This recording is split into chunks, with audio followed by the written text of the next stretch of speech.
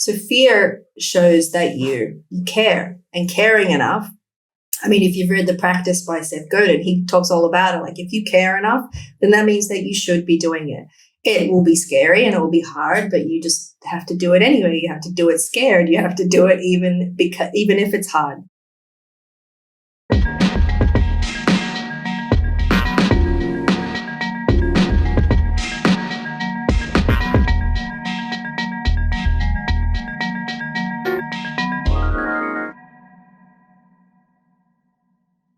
Today, I am talking to Claire Emerson.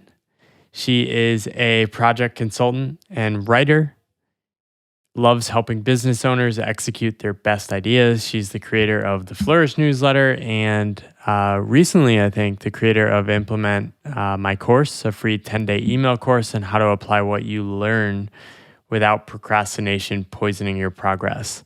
I love that. I think almost everyone deals with procrastination, including me. So excited to talk about that and some of the skills you use in terms of like self-management and things like that. Welcome to the podcast, Claire. Thank you. It's great to be here. Nice and early. A question I often start with, and yes, Claire is in Australia, so we're across the world here as well. So a question I like to start with, and maybe we can learn a little bit about Australia. Maybe it's similar to the US, maybe not. What were some of the stories or scripts you grew up with related to, okay, these are the things I need to do as an adult or as I grow up to be seen as a good person, a successful adult? I think the first thing is just to actually hold a job. And I had a very just typical view of what a successful job is like, like 9 to 5. That's what my mom did. My dad was a bit different. He worked he was like a carpenter joiner. So he was like a production manager. Slightly earlier, he was the one who went to work early, got home early enough to cook dinner. And my mom was, quite late because she worked in the public service. But I think that was sort of all I really knew before. Definitely before online business, because that was game changing. Yeah. But I think I also veered off the path a little bit because I entered into hospitality quite early. And that gives you a really different view of what work is. And I guess anytime you can get any sort of service experience is going to be really valuable. And I think even though I didn't choose the same path as my parents, it was definitely, you work because you have to, not necessarily because you love what you're doing. And that's not to say that they didn't, but there was definitely, I'm not 100% sure that, they were absolutely fulfilled from their jobs, but I didn't really think that was sort of part of it. And I think certainly not, I never considered writing to be any sort of pathway that I would ever choose or could pursue, I just didn't understand at that point what or how that could make you money and sort of, lived a similar lifestyle that I grew up with and, have kids and a family and how would that even factor in? It would not have even crossed my mind. It was like office job because that's the sort of stuff that I already knew about. And that was because I always worked sort of office hospitality simultaneously because I think I liked that, just that difference in my routine and always sort of having a little bit of, hospitality brings a certain flavor to your life. Definitely. It's a very different environment. So I think it was really good that I was able to stumble into that pretty early on. Yeah. What was the specific environment you were doing for hospitality? I started in a hotel. So I was actually, I did this, it was called a SNAP apprenticeship it was like the first one that our school had ever done. And essentially you get like a day off school and you got to, if you got the placement to begin with. So basically you got the day off school to go and work for the day. And they gave you credits towards your I guess you would call it a diploma or a high school certificate or whatever we had there. And yeah, you got to do less subjects. So I loved that, but it was actually the fact that I actually really liked hospitality. You got to meet a bunch of different people. You got to do a bunch of different jobs. And I think early on in hospitality, I don't think anyone's all that amazing at their job because it's service and you're sort of just doing it to make money. But I think the longer you're in it and the older you get, and perhaps the more mature you get, it's you can really make it your own. Like I used to love running a busy Saturday night, like the food pass. Oh my God, like give me that pressure any day. And it's very, very flow inducing. Like, you're really in the moment, time passes quickly and you just do your thing. So it was a really, I think that's probably part of why I liked it so much because, when you get to exercise your strengths, that's when flow happens. And a big part of sort of running a restaurant or a busy bar or something like that, critical thinking, good judgment. I mean, it's there's a lot going on and you got a lot of people to please. So I think it was a really great environment to hone skills that I didn't really think I would ever get. Yeah. How did you end up in corporate finance then? Corporate finance. So alongside any of my hospitality jobs, I always had what I thought was, the real job, right? The proper office job. The proper job, the office job. Now, for the most part, I only ever worked them part-time. I've always been against full-time work for some reason. Well, not for some reason, I don't know why. But is part-time work more prevalent in Australia? I don't know. I mean, in my life it was because I would always either pick that kind of job or eventually sort of whittle it down into I can do what you need me to do in part-time hours, And I think that was a big thing for me later on because that really helped sort of work-life balance or whatever you want to call it. But I got into corporate finance because I just started off with, admin jobs. And then I think from there I was able to get a bit of, I'm good with numbers and spreadsheets and technical stuff. And I think that sort of came across along with my written communication. So I was able to get an accounts job, like no qualifications here. Like this is not anything I've ever pursued professionally, but just applying for jobs as I went. And I think it was the accounts. I used to work for a company called Mac Ones. This was before Apple had stores. So these were like Mac One stores and that's where they sold Apple products. And I was just like an accounts clerk there and did reconciliations. And I think that sort of led into having the right qualifications for a more well-paying government job, which is, again, what I saw as what I was supposed to do because I lived in Canberra, capital of Australia. That's where all the parliament people are and that's where a lot of government jobs are available. And it was essentially it was just that sort of trail of admins through to accounts up to a finance officer. I was at the same time as a finance officer, I was the travel coordinator, but that ties in a lot with finance in a big agency. So it was just a lot of spreadsheets and reconciliations. But, I liked parts of that job. Yeah. When did the cracks in that story or path start to show up? I think, it didn't. It was like, all throughout, I kept trying to study, right? So I tried TAFE. At the very beginning, I went back to sort of like a pre-university course thing, did that, got into uni, did uni for a semester, left uni, attempted again I went back to TAFE. I was doing animal husbandry. What is TAFE?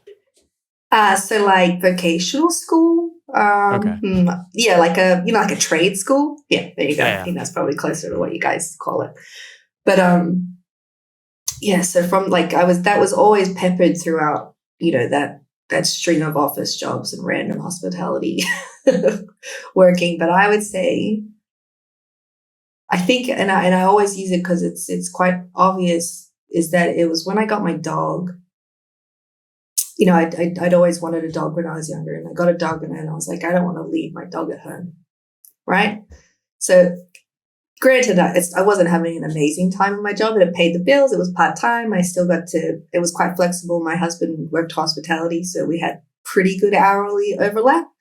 I still worked weekends sometimes as on the door and that sort of thing. So it was fun and social, and I still was enjoying that part of life. But there was just I think it was just felt like a big hole.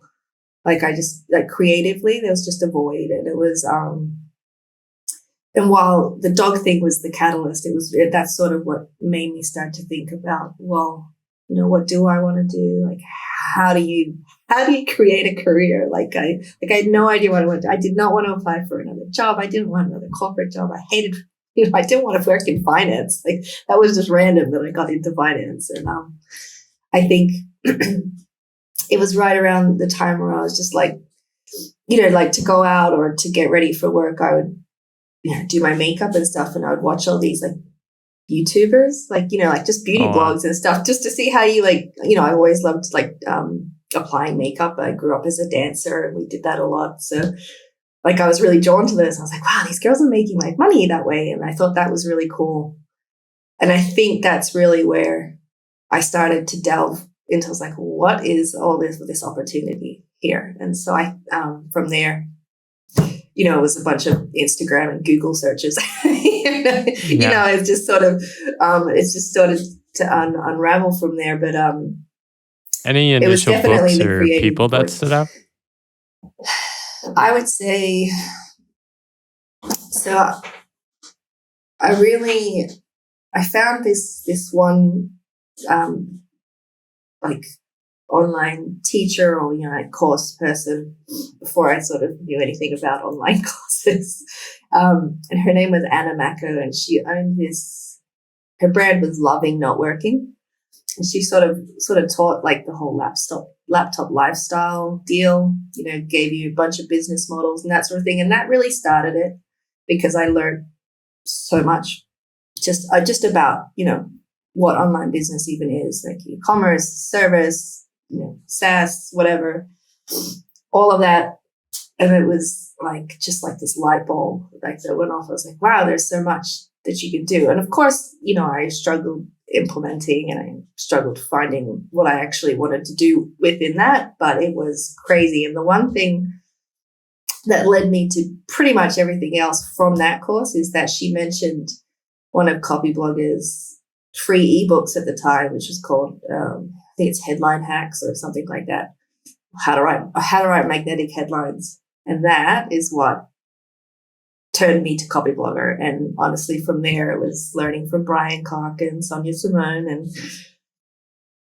I mean, that was sort of, that really was the start, because I've now worked with both of them. I partnered with them on products, or I have a business with Sonia. And, it was from that little nugget of information from that one first course I did that sort of led me into the world of content marketing and finding mentors who really sort of spoke to me and were doing the things that I thought that I could possibly do eventually if I got over all of my hang-ups. So it was long, but I got there.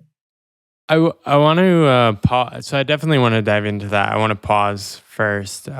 You mentioned you started 3 businesses and one kind of took off. I'm guessing the one was the writing. What were the others you experimented with? The first one was e-commerce, because when I did that girl's course, it was the one that made sense to me, right? I already knew what e-commerce was.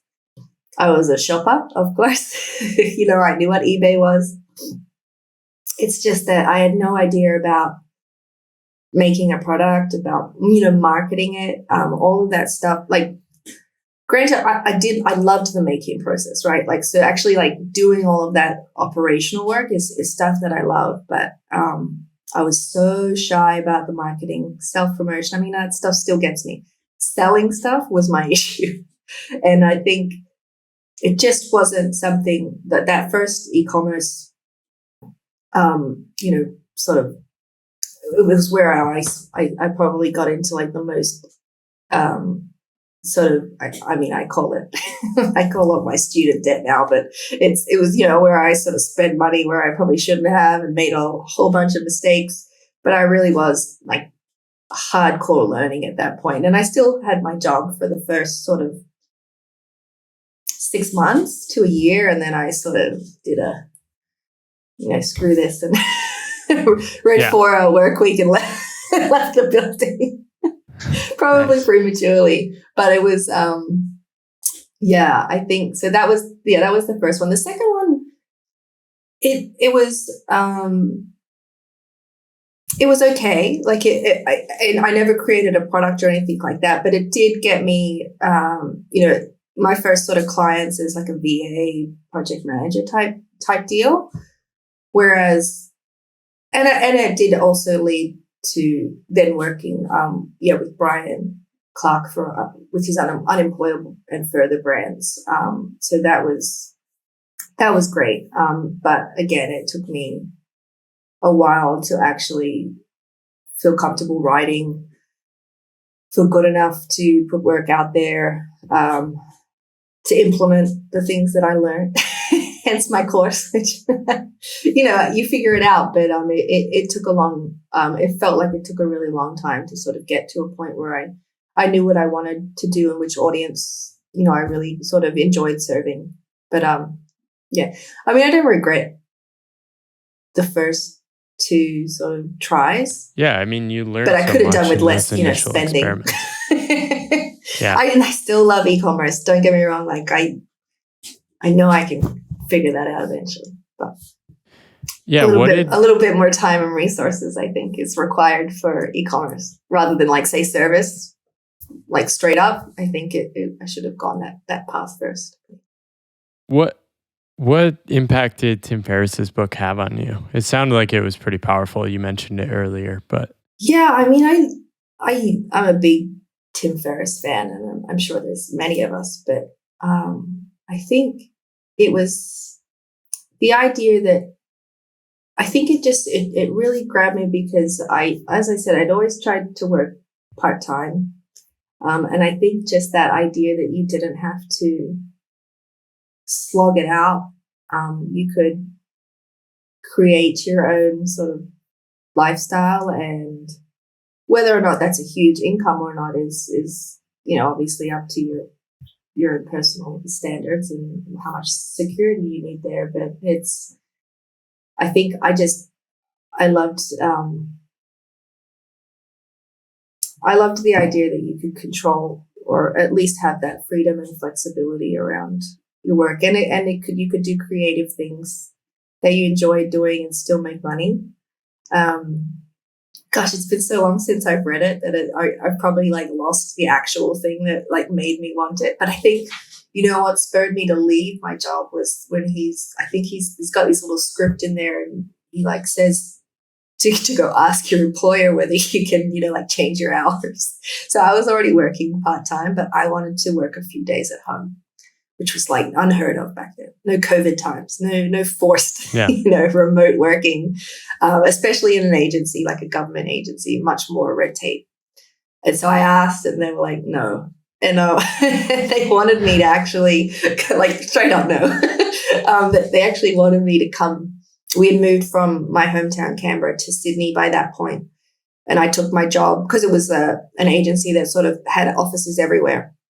Even though my team was still in Canberra, I took my role to Sydney and just did it semi-remotely because, the team wasn't there and we would talk just on the phone or whatever. I could do my job pretty easily without everyone around. And so when I was like, can I work some days at home? And they're like, no.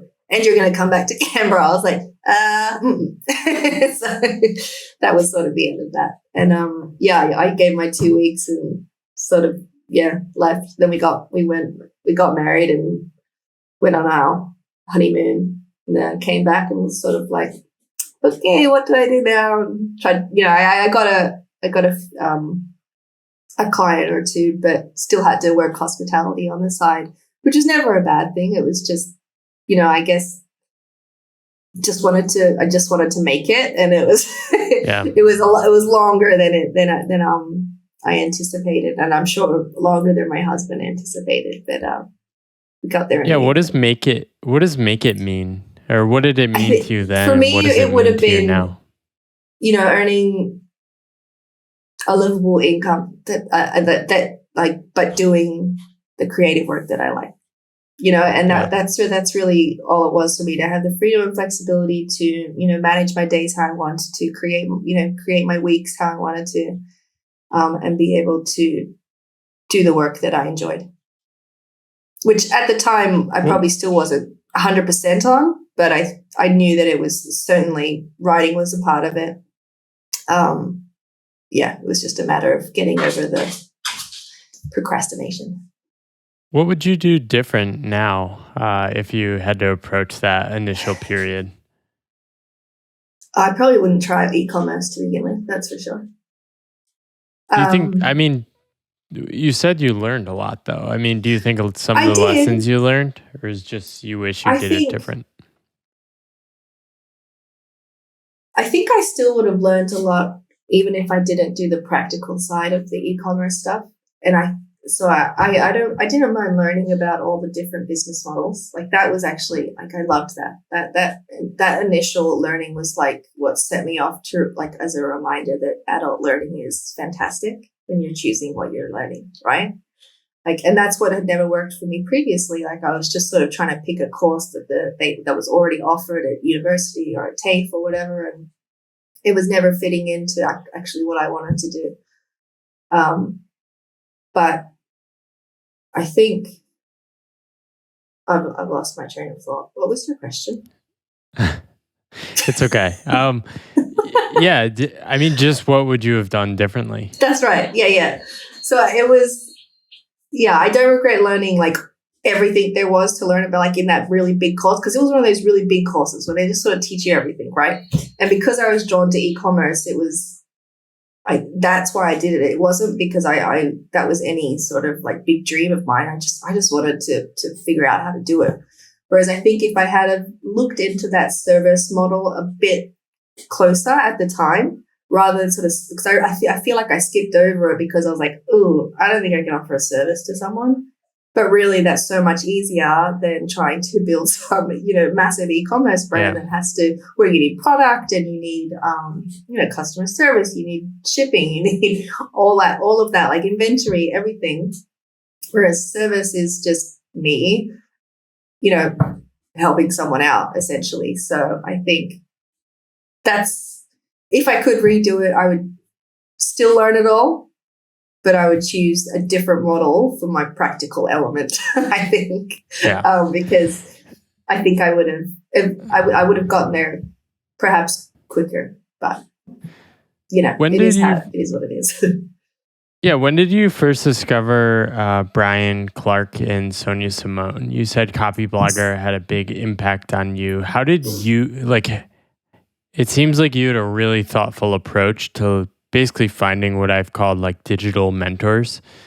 How did you think about that, and like how did you end up turning that into a gig?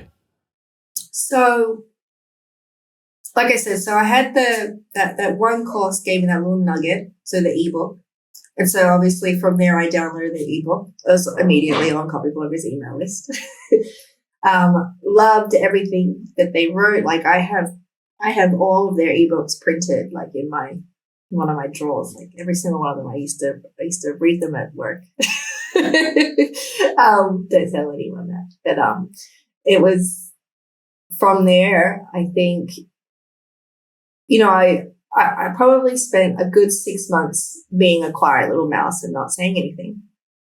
But then I just started to do the I guess it was just a natural form of networking. Like, I had never really sort of thought about it in any way, but, I replied, I would reply to emails. I took their courses and I was a student, and I was trying my best to sort of interact, not be as much of a lurker as I had sort of been in the past. I remember joining Twitter I don't know how, I think it's like 7 years for me on Twitter now, and Twitter's not big in Australia. So it was, and back then it was like even less noise than like it is now. So it was just a very easy avenue to sort of talk to, like, reply to Brian's tweets and sort of wasn't as active on Twitter, but Brian used Right. to be on there a bit. And I remember I asked, like, I think they offered, who wants to ask a question for the podcast, send it in. So I did that, so my name started getting a little bit of recognition. And I guess that I just was trying to, get them to know me. I remember taking a writing course, and they said sort of like one of those first initial steps before you're going to get any sort of, traction is that like 3 people in your sort of niche or your area should know you, like should know your name. They don't need to know you personally, but they should know your name. And I think that's sort of what I took to heart and really tried to do it in a very genuine, non-creepy way. Like I've never been great at sort of sales and self-promo, but Yeah. like just actually building like actual relationships, not just to get something, was always a lesson that I took to heart. And, I lived it. Like that's how I first got my first article with Brian on Further. Was I asked him on Twitter if I could send him some ideas by email. So that was sort of like that little, I don't know, I guess, little piece of contact, so that when he got my email, it wasn't just, some fan email. It was actually a purpose, and you need to look out for it. Oh, sorry. And that was, that sort of started it. And because I had spent so much time just being like a consumer of Brian and Sonia's content from Copyblogger, I knew a lot about, I guess, the weaknesses and stuff that they shared about their own journeys and how they work. So when I did eventually ask Brian if he wanted some help, it was because I knew where I would be able to fill some of the gaps that I knew what work he didn't enjoy. I knew what he avoided. He's never been strong in sort of systems and ops, where, that's where I can come in quite easily and take over. I was always definitely someone you can hand something to and I'll do it. So yeah, I took advantage of that. Yeah. Seems like at this phase of your life, you started taking a lot of self-assessments too. Do you have one or two that stands out and some of the lessons you learned? Yeah. So I think the one that was the biggest aha was, it's called the Kolbe A Index by Kathy Kolbe. And essentially it showed me why I researched so much, why I and why I would spend so much of my energy doing that and not necessarily implementing how I wanted to, right? So it was like a good and bad thing. I was like, damn it, that's why I procrastinate so much doing this specific thing. But also, how can I lean into that strength so that when I am doing the work that I want, I'm getting into flow states and all that sort of stuff. So that one shed some real light on just how I worked and why I did what I did, and really gave me sort of ammunition to figure out how to defend against those weaknesses, right? And it gave me I was pointed to that particular test from from a business coach I had, who also introduced me to Kanban, which is the board you can see there. Yeah. Which was a game changer for me as well. So just that visual, tactile element to figure out what you're doing, rather than writing out a million to-do lists that you never look at again, which is a big thing for me. I can write a to-do list with the best of them. I will never look at it again because it's just either stuck in a document or a book or whatever. Whereas the visual aspect of the board and the way that flows, it just like sung to me. And doing that Kolbe assessment really showed me why I worked so well. And just the analysis from that was just eye-opening. And I think that really spurred my love of all things psychometric testing. And the second one, I think, would be the VIA strength survey. So that's VIA is it stands for values in action, basically. So, and that's from Martin Seligman, who's the author of Authentic Happiness and Flourish. So he does a lot of work on strengths and positive psychology, and I love reading his work, and I love diving into positive psychology and, you know, what we can do to exercise our strengths. I mean, find them, discover them first, exercise them, and just literally like weave them into your week so that work is enjoyable. You get into flow every now and then, and just you get to exercise the things you're really good at. And it's been again another eye-opening test, and gave me some really good insight into, you know, who I am, why I am. So yeah, I think for me, self-awareness, self-discovery, those things are just foundational to anything that you want to pursue. Awesome. What do you think? So many people do these digital kanban boards, but they've never worked for me. What do you think is different about doing it just out there on an actual board? Well, so I mean, the first thing is that as soon as you're attached to your phone or a device, you're distracted by something. Whether or not you can remove the distraction and go straight to your digital board or not is going to be good luck. Yeah, right. Like maybe you're really good at it. Some people are, and they wouldn't need the physical, right? They're just great at to-do lists, like really good at looking at that sort of thing, and good for you. I'm not that person.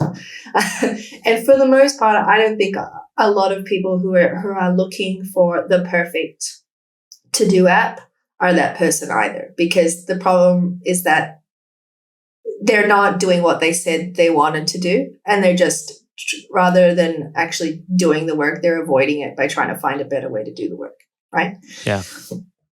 For me, Kanban, a physical Kanban, was just like having your tasks like literally screaming at you in your face to get done, things you've already decided on. You know, you're not redeciding, you're not reprioritizing every time you sort of sit down to your desk. It's literally right there. What you'd already planned at the start of the week, do it. And the better you get at breaking down your tasks, the easier it is to obviously start them and finish them. And with Kanban, you just get better and better at creating tickets. So like each post-it is one thing, and it's one thing only, you know what, and getting to that point where you know what done looks like for every single task you have. And that comes down to even how you write a ticket, and how you sorry, even just the words you're using on your post-its to signal that, well, this is what it will look like when it's complete, rather than one of the examples I always use is the blog post. So if someone comes to me or they're showing me their board or something, and they've got write a blog post on their board, that is literally, it is the worst thing to write, especially if you're a perfectionist, you procrastinate, anything like that. Like everyone knows how hard it is to write, especially like it depends. Yeah. Like everyone's probably got different sections of writing that are hard, but for me, the outline, the draft, like it's the worst. Like still to this day I stall on it, but I have a really good system now that helps me move through each stage. So I can show you. How we go. Can you see that? Yeah. Now, so this is a new blog post ticket for me. Now, each one of these, probably when I was getting started, used to be on a separate ticket, because that is how you needed to look at it, like a single element that you could complete, today within 50 minutes. That's what you need. So I call it Ho Deep, which is lovely. So that's headline, outline, draft, edit, exfoliate, polish, right? That's the system. Awesome. I learned that system adapted that system from Pamela Wilson. She used to work as the editor for Copy Blogger, and she has her own business now. I think it's Big Brand System is her brand.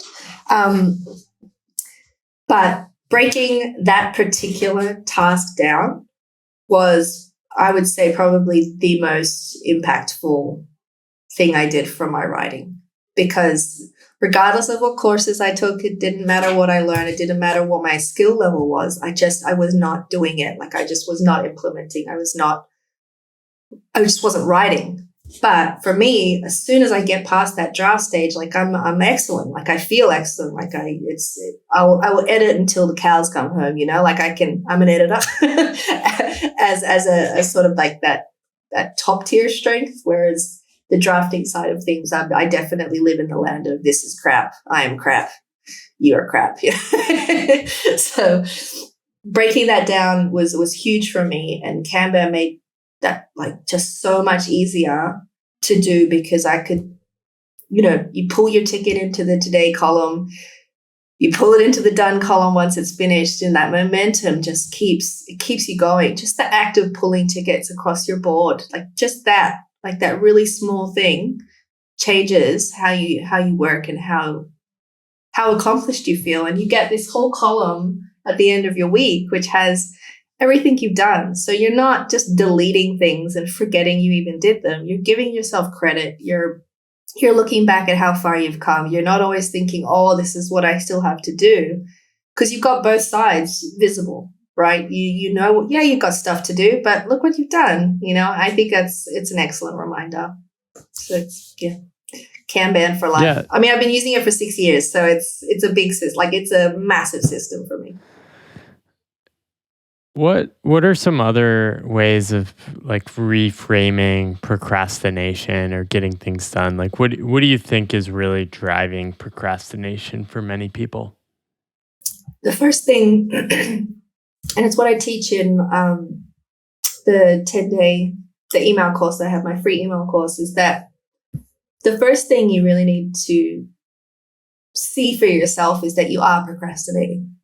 It's so easy to think to not like I had to actually discover what procrastination actually was. Like, I had to figure out that this is why I'm not making the progress I want, because I'm procrastinating. I'm putting this off. I'm doing all this stuff, other stuff that I feel more comfortable with, like operational side of things. That's really easy for me. Organizing is really easy. The admin side of things really easy. But I wasn't marketing. I wasn't selling myself. I wasn't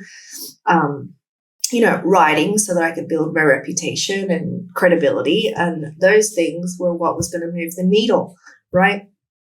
But you have to understand, like, for me, I think it's really key to understand why you're procrastinating. And usually the big three are, it's fear, perfectionism, or entitlement. So, fear, you're scared. You're scared to do it. You don't want to fail.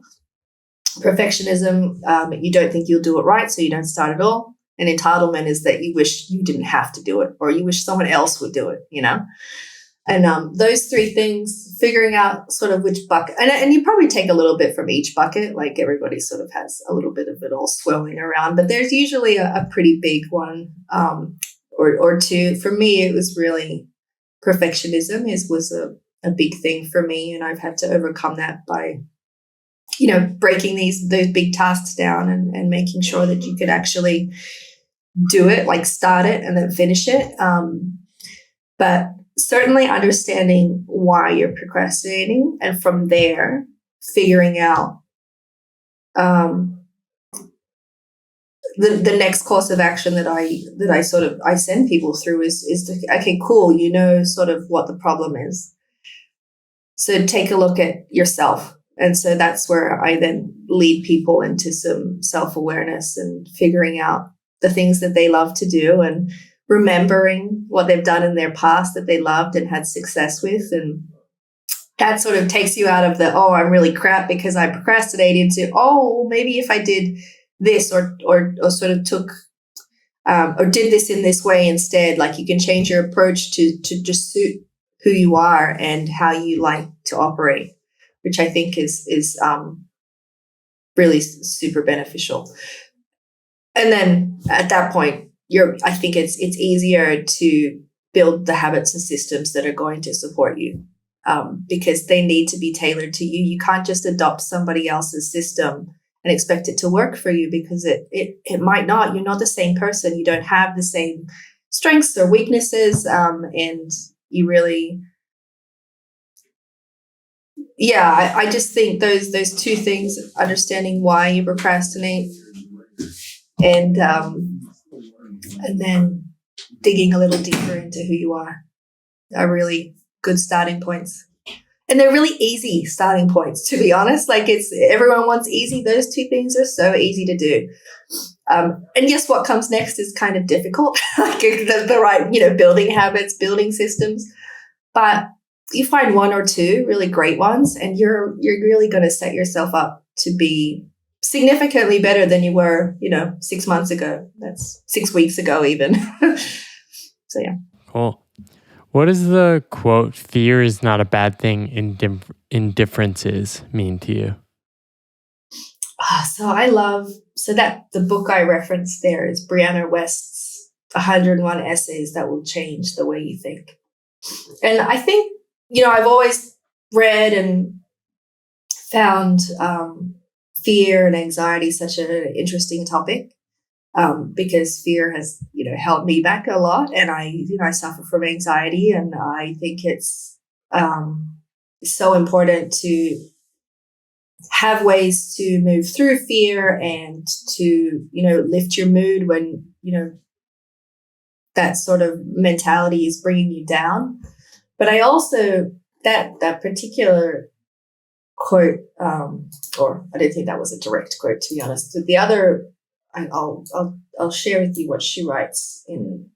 She says, "You think that being uncomfortable and fearful means you shouldn't do something? Being uncomfortable and fearful means you definitely should. Being angry or indifferent means you definitely shouldn't."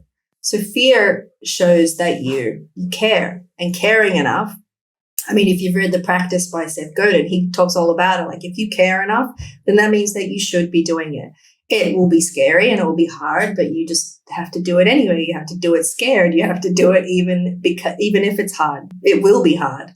But the fact that you have fear is an excellent sign. Whereas if you didn't care, like you're just indifferent about, what you're doing and your job or whatever, that is that middle ground, that's where it's not great to live. And so you're better to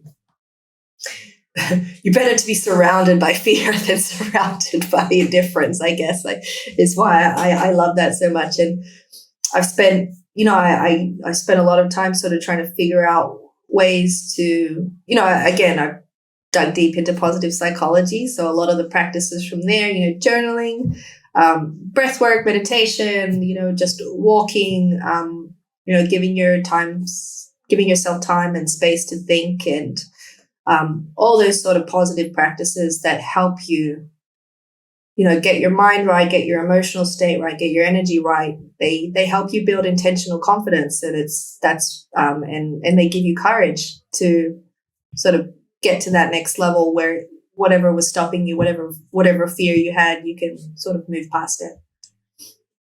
Yeah. What do you care about most right now in your work?